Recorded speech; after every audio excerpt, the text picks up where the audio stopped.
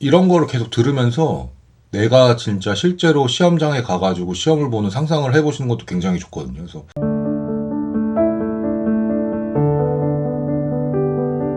네, 안녕하세요. 허공안전연구소의 홍프로입니다. 오늘은 126회 허공안전기술사 1차 필기 합격하신 열공화자님 후기를 가지고 왔습니다. 후기를 좀 보다가 저랑 굉장히 비슷한 부분이 많아가지고 제가 되게 좀 이거 소개해드리고 싶었거든요. 그래서 지금 드디어 소개를 드리게 되네요. 일단 처음 준비하신 게 2020년 허공안전기술사의 학원 수강을 처음에 하셨고 학원 수강 1회는 마쳤지만 기술사 시험까지는 이제 못 보신 것 같아요. 그리고 나서 이제 계속 독학으로 다시 도전했지만 시험까지는 보시지 않았던 걸로 판단이 되어집니다. 그리고 이제 2021년 하반기부터 이제 제 시험 후기를 일단 보셨다고 하네요.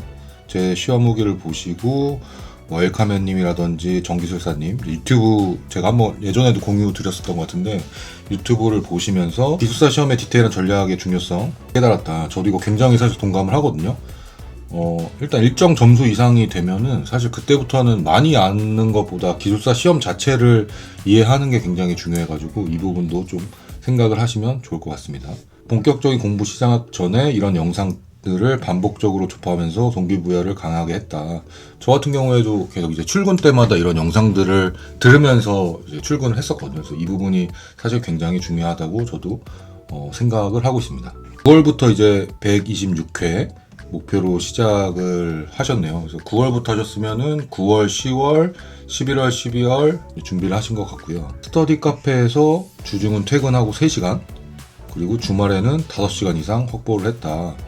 그리고 95% 이상 출석률 지켜냈고 꾸준하고 지속적인 공부량에 힘을 느꼈다.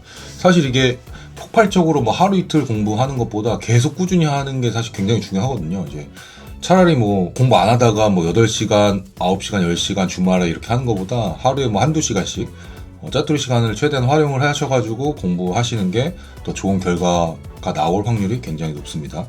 그리고 10년치 기출문제를 분석을 하셨다고 하네요. 저 같은 경우에는 사실 굉장히 단기에 합격을 해야 됐어가지고 10년치까지는 못했고 한 10회 정도 이렇게 좀 분석을 했었거든요. 그래서 열공화자님도 직접 해보는 것을 권하고 싶다. 기술사 출제 기준에 따라서 주요 항목, 세부 항목 기준으로 분류를 해서 이제 키워드 정리하고 대제목 및 아이템을 도출을 했다. 그래서 사실 직접 해보는 게 가장 좋은 것 같습니다. 일단은 사실 이거를 하시려면 어느 정도 지식이 조금 있어야 되거든요. 그래서 책을 빠르게 속독으로 기본서를 한 권을 빠르게 읽으시고 이런 식으로 기출문제를 분석을 하시면 좋지 않을까 이렇게 싶습니다. 그래서 이 부분은 아까 거랑 좀 비슷하네요. 처음 이제 시험을 보시는 거기 때문에 유튜브를 출퇴근 시간을 이용해서 반복적으로 청취를 했다. 간접 경험을 체득하는 데 도움을 많이 받았다. 답안 작성 분량, 시간 배분, 대제목 작성, 답안지 구성 이런 거를 계속 들으면서 내가 진짜 실제로 시험장에 가가지고 시험을 보는 상상을 해보시는 것도 굉장히 좋거든요. 그래서 머리로라도 연습을 하시는 것을 굉장히 추천을 드립니다. 답안 작성 요령 정말 큰 요소라고 생각을 한다. 저도 사실 이게 어떻게 보면은 50% 이상을 차지하는 것 같아요. 그래서 기술사 시험은 이제 일정 수준 이상을 가면은 예를 들면 50에서 55점 정도 된다. 그러면 이제 기술사 시험을 이해하느냐 안 하느냐, 기술사 시험 자체를 이해를 하시는 게 굉장히 중요하다고 개인적으로는 생각을 합니다. 이거 되게 인상적이었는데요. 요약노트 첫 페이지에 합격 전략, 답안 작성 요령을 적어놓고 공부 시작 전 자기 암시화했고 시험 당일 1교시는 각 10분, 2, 4교시는 25분을 지키면서 작성을 했다. 25분이 다가오면 2장을 채우더라도 과감히 다음 문제를 넘겼다. 이거 사실 굉장히 중요하거든요. 한두 문제 못 풀면은 사실 그게 더 로스예요. 예를 들면은 한 문제를 조금 더 잘 풀려고 해봤자 사실 점수 차이가 예를 들면 1, 2점인데 한 문제를 놓쳐버리면 10점 이상 나는 거거든요. 그래서 모든 문제를 다 최소한 풀 수 있어야 되고요. 시간이 굉장히 모자라기 때문에 시간에 대한 연습도 굉장히 많이 하셔야 됩니다. 그리고 만약에 작성을 하다가 이건 시간이 너무 많이 걸리겠다 하면은 어느 정도까지만 작성을 하고 끊고 넘어가셔야 됩니다. 굉장히 과감하게 넘어가셔야지, 안 그러면은 연쇄적으로 계속 실수도 하고 이제 시간이 모자라가지고 다른 답안 자체를 아예 작성을 못하는 경우가 있거든요. 그래서 시간 관리 굉장히 중요하다고 생각을 합니다.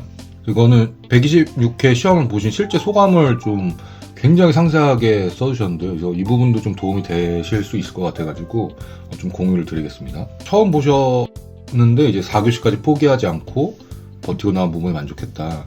이것도 되게 중요하거든요. 만약에 1교시, 2교시까지 봤는데 이제 내가 좀 합격을 못할 것 같아 라고 해가지고 3교시, 4교시에 그냥 나와버리시면 절대 안 돼요. 왜냐면 이제 3교시, 4교시에 굉장히 또 쉬울 수도 있거든요. 그래서 교시마다 저 같은 경우에도 점수 편차가 굉장히 컸고, 그래서 끝까지 어떤 일이 벌어질지 모르니 3교시, 4교시에서 내가 아는 문제가 예를 들면 한 두세 문제 나왔다.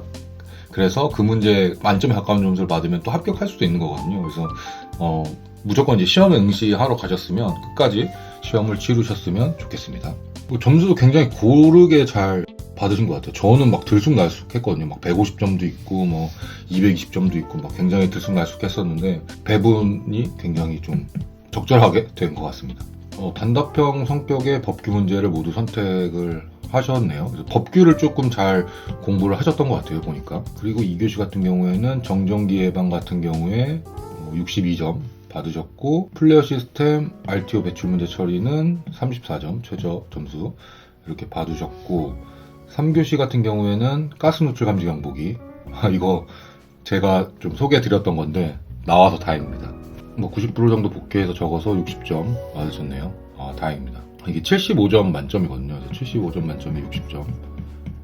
굉장히 좀 점수를 잘 받으신 것 같아요. 그리고 이제 아는 문제가 한 문제 정도 나오면은 진짜 여기서 말씀하신 것처럼 시간 세이브가 엄청 되거든요. 그래서 아는 문제는 최대한 빠르게 딱 쓰고, 이제 모르는 문제 시간을 최대한 많이 쓰시는 겁니다. 그래서 내가 모르는 문제는 최대한 이제 내용도 많이 적으려고 하시고, 조금 더 이제 레포트처럼 뭔가 보기도 좋게 박스도 이렇게 좀 치시고 이런 식으로 준비를 하시는 게 좋을 것 같다고 생각을 합니다. 4교시 같은 경우에도 이 역화방지기 관련해가지고 점수를 굉장히 많이 깎이셨더라고요. 다른 분들 보니까. 그래서 근데 지금 열공화자님께서는 이제 역화방지기를 아예 선택을 안 하셨네요. 그래서 문제 선택도 굉장히 좀 중요한 것 같습니다. 그리고 추가로 이제 열공화자님 같은 경우에는 이제 환경 전공이시거든요. 환경 전공이시고 실제로 환경 업무를 하셨어요. 그래서 대단하신 것 같아요. 그래서 사실 이게 쉽지 않을 텐데 시험 한 번 이렇게 치르셔가지고, 물론 이제 2020년 후반에 좀 공부를 하시겠는데 한 번 치러서 합격을 하셨거든요. 그래서 저도 이 부분은 되게 좀 놀랐는데, 저한테도 이제 굉장히 그런 질문들이 되게 많아요. 그래서 비전공자인데 합격할 수 있냐. 그래서 어떻게 보면 이 시험 후기가 답이 될 수도 있겠구나 싶습니다. 그래서 어쨌든 대단하신 것 같습니다. 네, 이상입니다. 구독, 좋아요, 알림 설정 해주세요.